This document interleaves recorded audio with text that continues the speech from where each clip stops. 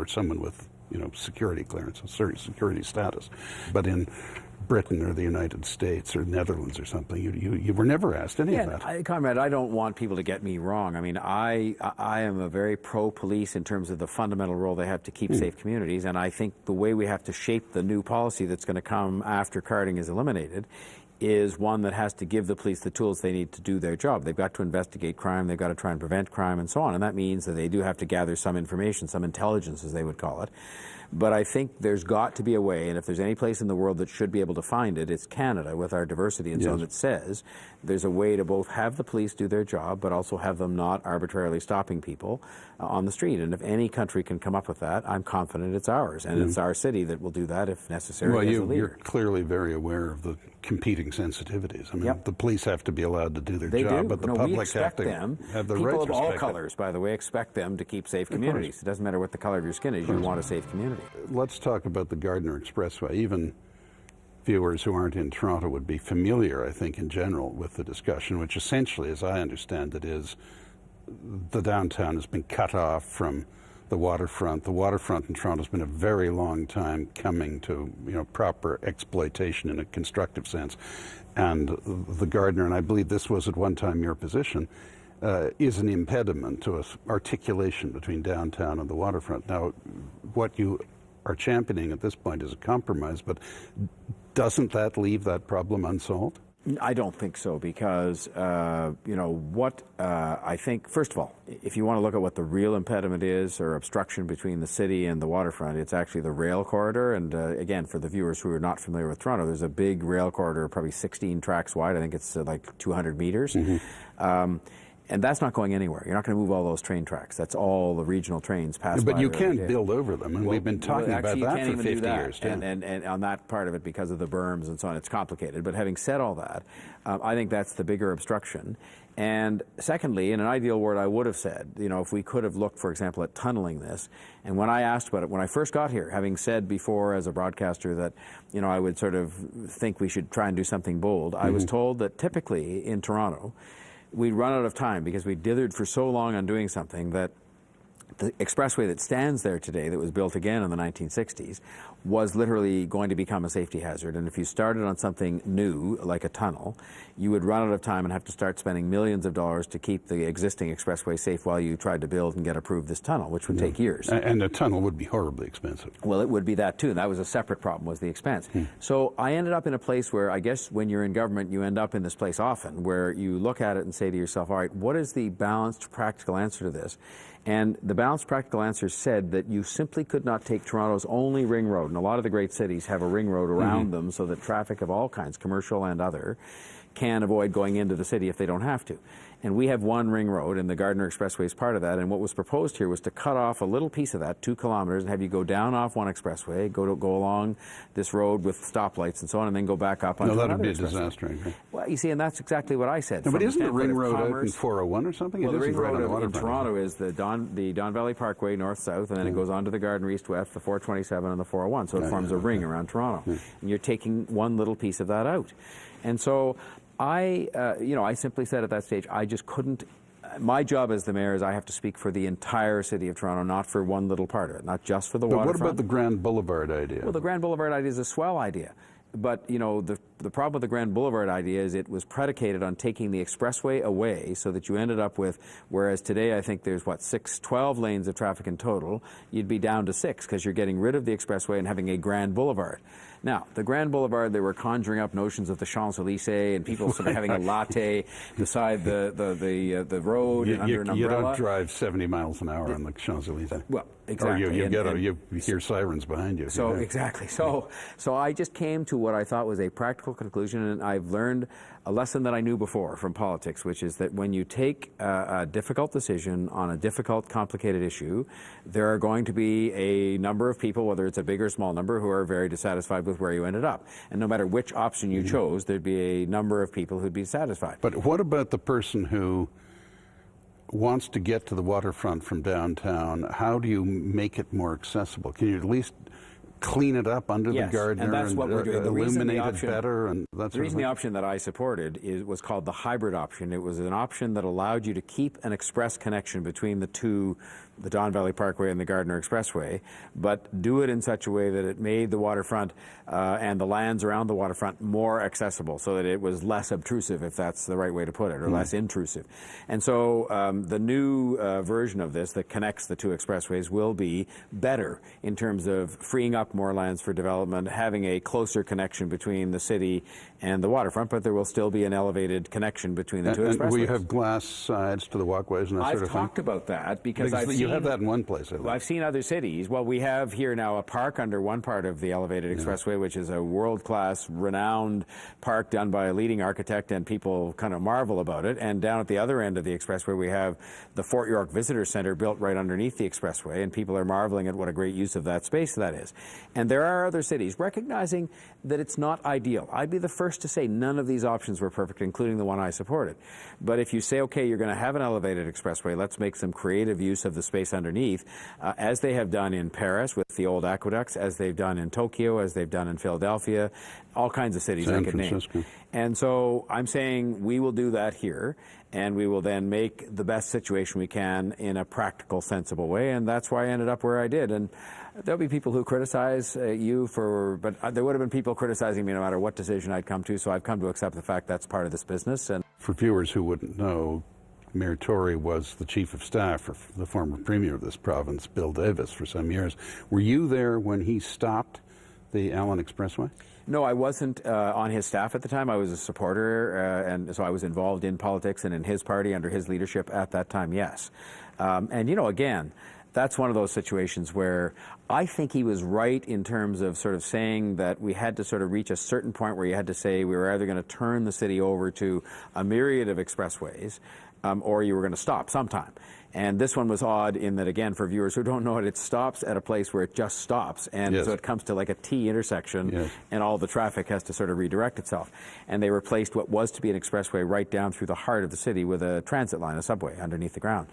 And I think it did contribute, though, to what caused our transportation problems in Toronto today, which is that Toronto is neither fish nor fowl. A lot of the other cities in the world, not just North American, either have a huge network of expressways coming in and around the city. Los Angeles. Yes, Los Angeles being the most best-known example.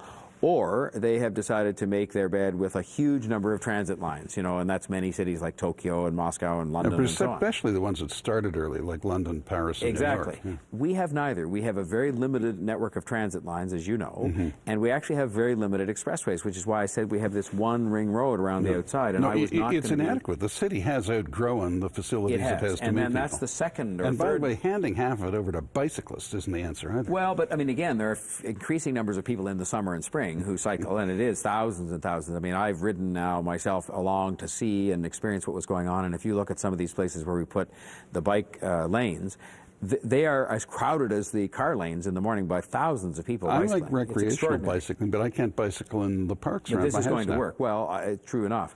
But the other problem I was going to point to that we've created in the city, beyond neither being an expressway city or a transit city, and I would say it's better to be a transit city. It's more sensible in light of everything, including gasoline prices down the road, is that we allowed all this growth and development to take place over the last couple of decades. Huge amount of development, as you know, with huge numbers of high-rise buildings downtown and elsewhere, and did not put the transportation or other infrastructure in place to support it. But the water works, doesn't it? This sort of thing. Well, the water is okay. Yeah. The sewage is occasionally got capacity problems because of all the new development. The hydro certainly was substandard in terms of, again, making sure you had enough to account for huge growth. And then the areas where we really got big deficits are things like parks, community centers, schools. The library system is kept up reasonably well, but we have a real deficit now, for example, on green space in the downtown area where we've had dozens, as you know, dozens of high-rise buildings go up containing thousands of people. And they are, in general, an asset to the city, and it's good to have people living downtown. Oh, I think it's fantastic. It's kept the downtown alive, but what you have to do is make sure you do this in a responsible kind of way where you say, no, we're going to insist on the parks being put in place at the same time as the development and not put it off until 2 decades later, because that's how you end up in the transit mess we're in, where we allowed the city to grow, which is a good thing, but didn't insist at the same time even that we build one subway station every year, you know, per year. It probably began back at the time you identified, which is when we said, okay, we're not going to be the city of expressways and cars. We should have said from then on, and Mr. Davis did oversee the construction of a major transit line after that, but only one. And then his successors and the successors in my job didn't insist we keep doing it and keep building As more. you know, he was not above running against Toronto in some of those districts. Well, in a funny a smart way. Ontario politician would master the art of running against Toronto. In fact, I gave credit to Thomas Mulcair publicly when he was here. He visited me here at City Hall. And he is the first politician that I can remember. You may remember another one because you have a great knowledge of this history. But Thomas Mulcair stood up and said, and several times in a speech now, Toronto is the most important city in Canada. It doesn't mean it's the best. It is the biggest. Everybody knows that. But I think he's right. And I don't say that just as the mayor. I think an objective examination of our importance to the economy, our importance in, to the financial services business and so on would suggest it's the most important city in terms of the impact it has or could have in a positive or negative way on the Look, I was born in Montreal, and I lived in part of my adult life in Montreal, and I was a fervent Montreal, and it was a wonderful city. But the political problems really drove a huge number of people out and a great deal of money out. And Montreal, Greater Montreal, is only half the size of Greater Toronto now. And wouldn't you have said back in that day that Montreal, because I would have, Montreal was the most important city in Canada. The most important and a fabulous city, an exciting city. Still is a fabulous city in terms of its character. But now commercially, as you say, and population-wise, I mean... Well, it's the center of the French Canadians, but not of the whole country. What they often say to me as a means of expressing to people how much bigger Toronto is now is that Toronto is bigger than Montreal by the size of Vancouver. And it is. The metropolitan area is almost twice as big in population. But and that it's carries not for me to its tell problems you with that. it, as you know. I mean, transportation and a whole lot of other... It must be said, this was the dullest, drabbest city you can imagine. It had some nice residential areas, but when I was a youngster here, and I respect everyone's religious views, but we had the Sunday blue laws, the theaters, the cinemas, were not open on Sunday. Nothing was open. When I was old enough to take a girl out on a date and of an age where we could ask for a drink, you had to go to a hotel to do it, You didn't have licensed restaurants like you do all over the place now. I really credit, as a statesman, John Robarts with the big change, but he was acting on a tremendous influx of immigration from all parts of Europe, as well as the beginnings of a sizable flow of Quebecers, English and French. And they all arrived saying, we want a drink in a restaurant and we want something open on Sunday. Well, lest you think that problem has been entirely resolved, that kind of prohibitionist, I don't know what it is, but they had Luminato started last week, which is, for those, again, who aren't from Toronto, a major kind of international arts festival that goes on here. And so I arrived to participate in the opening. And first of all, they said to me, well, we need to see your ID. And I said, well, what do you need to see that for? And I'm 61 years old. I hardly look 19. But they said, well, we have to ask you. And you were are the mayor. Yeah, well, I don't care about that. But so I showed them my ID, and they put a wristband on me. And I said, what's this for? And they said, well, so you can go over there and sample the wine. And I said, oh, that's very nice. So I went over to the sampling place where they had these wines being sampled. And they gave me something that, seriously, it was 1 ounce, because that the law says you can't allow people to sample wine in more than a 1 ounce serving. And again, it's like one of those little plastic things you take medicine from. And that was what you were allowed to have, because Ontario law says we couldn't possibly trust people with a glass of wine at this event in a public place, because that would just not do. And so the laws haven't changed much. They're a little better than they used to be, but the city has changed, and you're right about why. It changed because of immigration. We're now one of the great food cities, and you were sort of alluding to the fact that when we were both younger, you would go to, no offense intended to the Mervish family, but you'd go to Ed's Warehouse, and that was where you'd go to get dinner on a date or whatever, and you'd have a piece of roast beef and some mashed potatoes and peas, and that was a night out. And the Mervishes are great builders of the city. They are, and at the time they were doing something very bold, which was to have a restaurant downtown next to the theater, because I guess it was sort of assumed maybe you just didn't eat dinner out or what, I don't know. Today you have literally thousands of restaurants of every kind of food. It's seen as a food capital in the world. And you have not only just the food, but you have all the joy that has been brought to Toronto by all these people that have come from all over the world, and they live very well together, which I think is an extraordinary statement about Canada and about Canadian values. But there's no question, you're right. Back in those days, I think even people from Montreal looked down, not just down the 401 highway, but down their nose and sort of said, that Toronto place is really... People here, as you recall, used to go to Buffalo for a good time. Can you imagine? And Buffalo today is a city of, 500,000 or 600,000 people, and Toronto's millions. And they come here now. Yeah, and and you're right. In every neighborhood would be the same. I rebuilt the house, but it was my father's property. And when I was a youngster there were no what would today be called ethnic groups. I mean, not that anyone was trying to exclude them; they just weren't here. And now I think we must have 15 different nationalities along the street. It's a great thing. I speak to a lot of American groups who come here for